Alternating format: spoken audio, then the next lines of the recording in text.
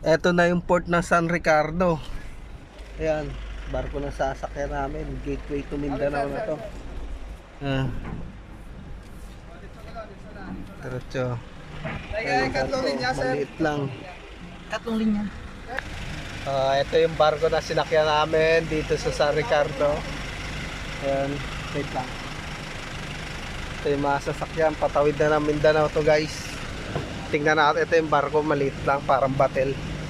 Ayan, tingnan natin kung may makikita dito. Ayan, liit ang barko nila, para lang ano to eh. Ay, yung Mindanao na yun, oh. Yung kabilang isla na yun. Ito lang still. Nila, ang liit. Ayun, mayroon pa rito. Ganito lang ulit. Nasa kayo ng pasahero dito. Life jacket. Walang basurahan. Ayun, basura. Ito lang yung parang batil lang. Ayun. Ano natin? Ang ginagawa pa yung sampir doon.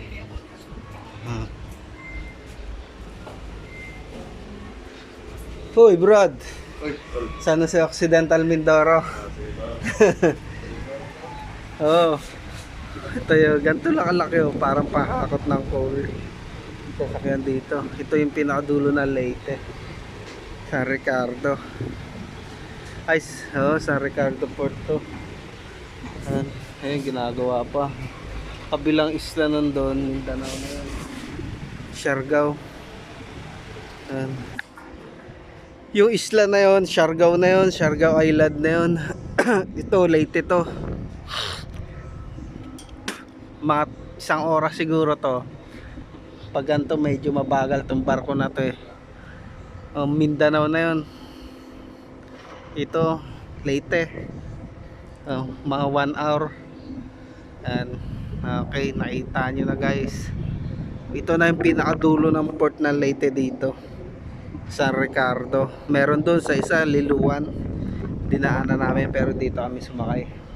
Tapat lang yung Siargao. Mindanao na to. Nakarating rin ng Mindanao. Okay, see you. Bye bye, ingat.